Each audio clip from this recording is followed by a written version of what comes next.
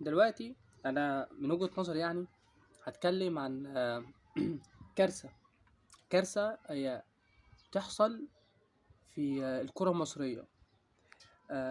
ودي حاجة من وجهة نظري، اتمنى يعني لو اي حد ليه تعليق عليها يكلمني يقول وجهة نظره، انا صح انا غلط مفيش مشكلة.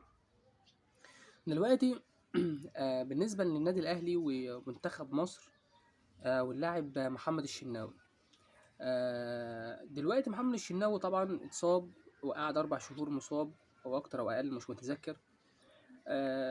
طبعا اللي شال النادي الاهلي في غياب محمد الشناوي هو مصطفى شوبير، ومفيش حد يختلف على مستوى تألق مصطفى شوبير، ومفيش حد يختلف على ان مصطفى شوبير يمثل 80% اذا ما كانش اكتر من كده في سبب تتويج الاهلي بالبطولة الافريقية رقم 12. مفيش حد يقدر يقول ان مصطفى شوبير اللي انت لجأت له في البطولة اللي خدتها السنة اللي فاتت من الوداد في مباراة الذهاب اللي كانت عندك هنا، شلك كور كانت هتخلص الماتش الوداد، وكان برضو من الاسباب الرئيسية انك تاخد البطولة ل 11. مصطفى شوبير الولد الصاعد اللي مفيش حد دلوقتي بيختلف على مستواه. مصطفى شوبير اللاعب الموهبة. طيب، على الناحية التانية نادي الزمالك المتوج ببطولة الكونفدرالية كأس الاتحاد الأفريقي. حارس المرمى سواء كان عواد أو محمد صبحي فشاركوا هما الاثنين في البطولة. طيب الخلاصة إيه؟ الخلاصة إن أنا دلوقتي لما أنت تيجي تختار حارس مرمى لمنتخب مصر في المباريات اللي فاتت، المنطقي المنطقي أنت هتختار مين؟ المنطق والعقل انت هتختار اللي بيديك نتيجة، اللي بيسعى كويس، الشاطر، المجتهد، اللي محقق ارقام، ولا ايه؟ محمد الشناوي بيقف حارس مرمى لمصر في المباراتين الدوليين قصاد بوركينا وقصاد غينيا. بناء على ايه؟ يعني يا جماعة انا عايز بس يا بالعقل، بناء على ايه محمد الشناوي بيقف؟ بناء على ايه؟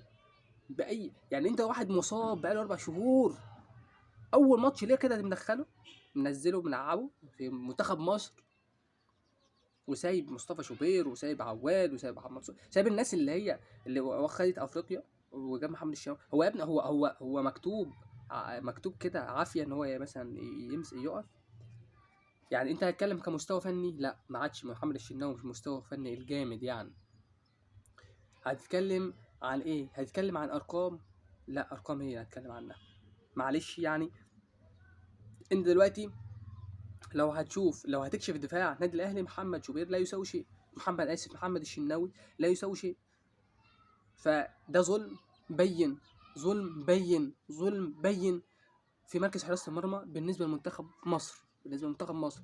عندك، انا مش بقول لك وقف مصطفى شوبير، انا بقول لك ما هو في عندك عواد، ما هو في عندك محمد صبحي، الناس دي احسن من محمد الشناوي في الوقت الحالي. ان واحد راجع من اصابة تلعب على طول، ده حاجة مش منطقية، ده ظلم.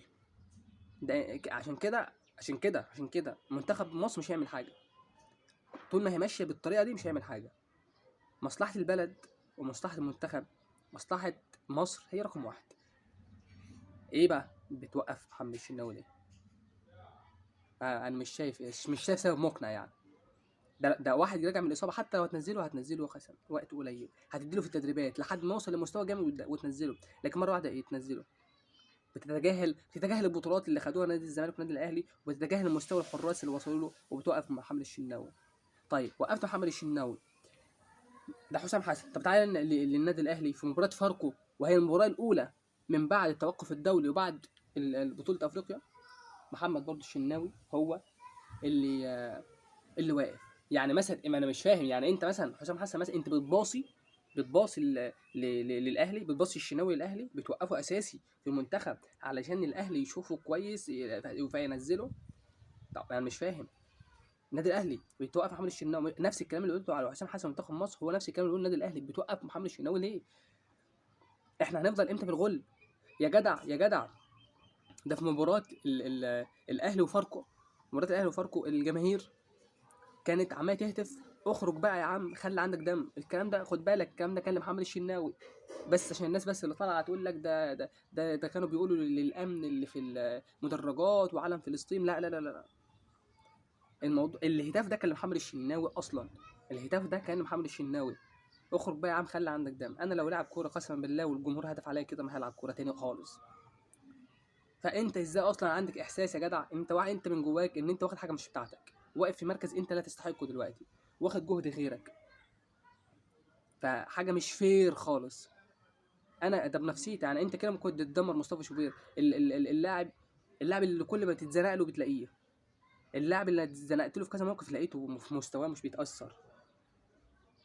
فاحنا هنفضل لحد امتى في النقطه السلبيه دي، النقطه اللي هتعقب علينا في مباريات كبيره، في يعني احنا قصادنا دوري وقصادنا منتخب مصر وفي ناس احسن، فايتنا نعدل يا جماعه.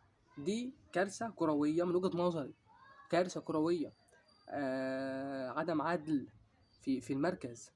انا اتكلمت على المستوى الوطني وكمنتخب مصر وحاجه بالنسبه للنادي الاهلي. محمد الشناوي ما حدش يقدر طبعا يقدر يختلف ان محمد الشناوي عمل للاهلي كتير ولاعب خبرات ولاعب بيه وايه، وطبعا دي حاجه ما نقدرش نقول غير كده، بس انا بتكلم في الوقت الراهن، الوقت الحالي.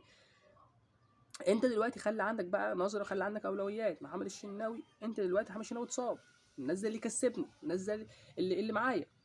طيب ايه انت بناء على مره واحده نزل الملعب بيلعب حارس مرمى واخطاء كارثيه يا جماعه، يا جماعه اخطاء كارثيه. يعني الهدف اللي جابه فاركو في النادي الاهلي ده حتى لو جه تصرف محمد الشناوي تصرف، يعني انت ايه اللي طلعك من جونك؟ تطلع يا ابني، تطلع تقابل اللاعب يا ابني وهو عند بوز ال 18 وهو بره عند 18 بتاع تقابله.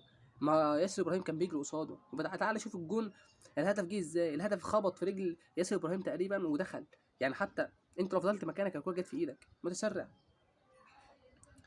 فانا شايف ان يعني الحته دي تتظبط عشان ما تتكررش في مراكز تانية، ومش بس النادي الاهلي يدفع الثمن، ده مصر كلها تدفع الثمن. وكل عام وانتم بخير، عيد اضحى مبارك عليكم.